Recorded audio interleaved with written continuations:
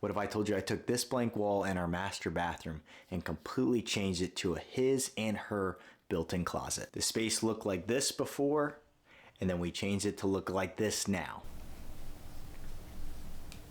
In this video, I show you all the ups and downs of what it takes to build this closet, so by the end, you should feel confident to tackle this yourself. Let's flash back where it all began, where I'm laying out the base. Starting from the ground up, I went with a 6-inch base that I'll be building a closet on. If you're going to be following along with this build, you don't have to go with 2x6s on the bottom. You could go with 2x4s if you wanted to.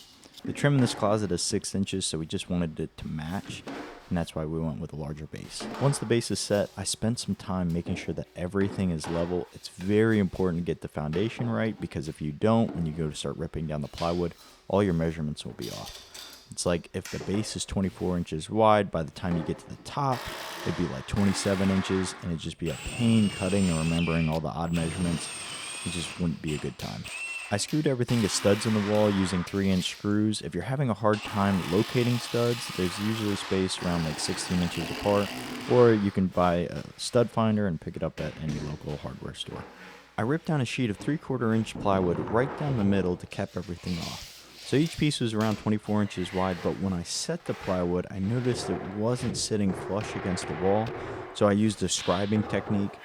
Pretty much you just want to locate the biggest gap between the plywood and wall, and then find a pencil, and then match that thickness. In this case, it was about a 1/4 inch gap, so then I just marked a line all the way down, following the curves in the wall, went out to the sunroom, cut it, brought it back in, and it fit perfectly. Now, taking a 6-inch piece of trim, I butted it up against the plywood and shot it with 1.5-inch brad nails every foot or so. On the corners, I cut the trim at a 45-degree angle and really squeezed the two pieces together and set it all with some finish nails. I wanted to make sure the plywood was completely locked down, so I screwed construction screws all along the perimeter of the base. After screwing the plywood down, I wheeled over the dressers that I got from Ikea and then just set everything in place just to get a nice visual how the layout's going to be. It's the next morning, and now I can start installing pretty much the bare bones of the closet, just enclosing the drawers that I have in place. I add small temporary supports in the wall to hold up the plywood overhead while I measure and cut everything to the right height. Just remember, a closet is a bunch of boxes all screwed together. You just need to make sure each piece is square and cut to the right dimension. Let's take this panel that I'm screwing in now. You can see that there's a little gap. It's about a 3/4 inch gap at the top. Well, it's actually hitting at the bottom. So I just wanted to make sure that was level, because that's what I'd be pulling all my measurements from before setting the dressers into place. I used around 100 pocket hole screws to attach the plywood panels to the boards in the back. I call those little backer boards. It's just the strips of plywood that are cut to the exact dimension that I want. So I screw those in the back, and then I can start working on the front face of the closet to match that measurement of the back. I then take a piece of plywood, set it on top of the dresser, and then screw it down with some more pocket holes. I'm not too worried about the aesthetic look of what the backer rods look like, because I end up covering it with a 1/2-inch piece of plywood anyways. I then went ahead and added a nice little shelf. Just make sure that those two pieces of plywood are flush, and you'll see why in the next couple minutes when I start to go add the trim. Moving into the sunroom, this is where I make all my cuts. Just take a measurement from the factory edge on the top and bottom of the plywood, then strike a line with the chalk box, and then I just rip it right down the middle with my circular saw. This is the pocket hole jig I've been using. This kit was around $40 and comes with everything you need, including special drill bits, 2 hole guides, and it's just all bundled up in a nice little carrying case. I've had this around for 2 years, and it's held up great. Never needed to replace anything. You can upgrade if you really wanted to and spend about another $110, so all in $150 for a jig that comes with a clamp built in instead of clamping everything individually. I don't use pocket holes like that. I mean, I'm going to do a couple more projects, but this little $40 kit that I have now does the job perfectly fine. You need around 40 inches of space to properly hang your clothes in the closet, so I measured and set the divider to the right height. Game plan is to have all of our nice clothes hanging at the top of the closet, then at the bottom it'll hold shoes, and also a cool little organizer that my wife found on Amazon. Plan to install that at the very end of the video. It'll be more like a finishing touch, so make sure you stay tuned for that. Working in this corner was pretty challenging. I just wanted to make sure that the divider would sit nice and snug. Once I got it all set, I locked it in with more pocket hole screws. For the top of the dresser, I just built it to match exactly what I previously did on my side of the closet. It's the next day and the game plan is to trim everything out using 2-inch prime pine board on the front face of the closet. I went to Home Depot earlier and just picked up some 16-foot sticks because I knew I had some pretty long runs and I just didn't want to add any splices in. This 2-inch trim is perfect size to cover all the raw edges of the plywood. To get everything nice and flush, you do have to get creative like I got in this instance coming up.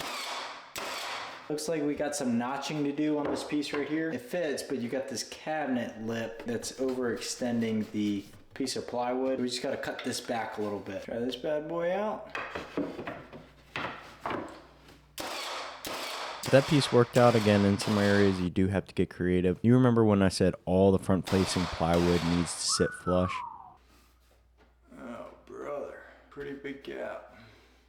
Since I'm going to paint this closet, I just ripped down some small scraps to fill the gap. Once I sand and wood fill the spot, you'll never notice it. You can see I'm checking the drawers before setting the trim just to make sure nothing clashes. In areas where I am off on the plywood, I use a mix of wood shims and glue to make sure that trim is sitting flush in the closet, and I can always go back and backfill all the gaps before painting. Looking back at the side panel that I trimmed out, we may change it up a bit and add some hooks to hold like jackets or belts. If you have a better idea or you want us to keep it the same, let me know down in the comments below. This is the part that may look like overkill. I know some people are like, oh man, that'll just be covered with clothes. You'll never see it. Well, I will. So that's really what matters. Also, that 2-inch trim lines up perfectly and is the perfect thickness of 2 pieces of trim coming together. So with that 2-inch trim overhanging, it makes it visually look like it's a bigger piece of wood than it actually is. Let's move on with how I'm going to be tackling the drawer fronts. Instead of going out and buying more prime pine at Home Depot, I had some leftover pine board in my garage from a previous project that I could be used for the same thing. Take my circular saw, rip it down at the correct length of the drawers. That's just pretty much going to stay the same, but the overall width will need to change throughout each drawer. There's 6 drawers. They all vary in different widths. So just take my table saw, rip it down to the right width.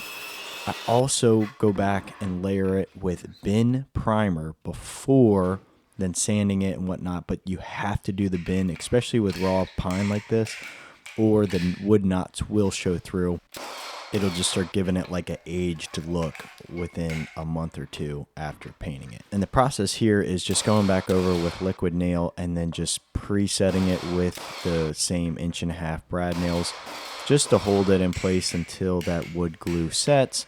Again, I'm not too worried about it because I do have to come back with the handle. The handle will go all the way through the 2 pieces of wood, so that will stick. So it's not like I'm just pulling on the wood glue. It'll be secure, in the next day or 2.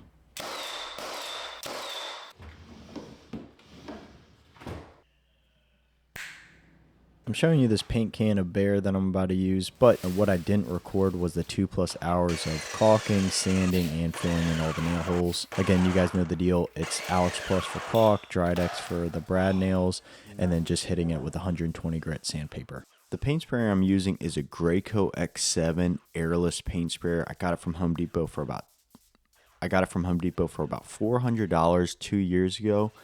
I've done a ton of projects with it and virtually had no issues so far, except the day that I do start it up after about 6 months of not using it and paint just exploded all over me. I think one of the hoses got caught, had some debris in it, and it wouldn't let it drain. But I was able to clear that up, and man, it shot like a dream. I had no issues. I wanted to go with this paint sprayer over rolling it because I didn't want any brush strokes on the closet. I just wanted a nice, clean, cabinet grade finish. I waited 24 hours to let the paint dry and then came back to put the handles on the dressers. I'm using this cool little jig I bought off Amazon to help drill the holes for the handles. This part can be pretty nerve-wracking, drilling through a nice clean drawer front that you just spend a lot of time creating, and you're just hoping that your math is correct for finding the center. But after double checking, triple checking everything, it all lined up, so it wasn't a big of a deal. So I show you how to install one handle. After that, it's all rinse and repeat. The only adjustments that you need to be done are the handle jig itself for finding the center of the drawers. Also, if you like these handles, I can leave a link below in the description. My wife got them on Amazon, or like a 6-pack. I don't know how much it was, but it'll be down in the description below. Now time for the finishing touches. Claire bought 2 closet pant organizers off Amazon for around $50 each. Solid accessory for the closet build, and I really like the soft close drawers. Took me around 30 minutes to put in both these accessories. You can see I'm testing it out here and loading it up with pants. Looks great. You have about 12 prongs in total, so they do get a little bit tight if pants are a little bit thicker, but I mean, for 50 bucks, you can't go wrong with it. So that's how we built our closet from the ground up in our master bath.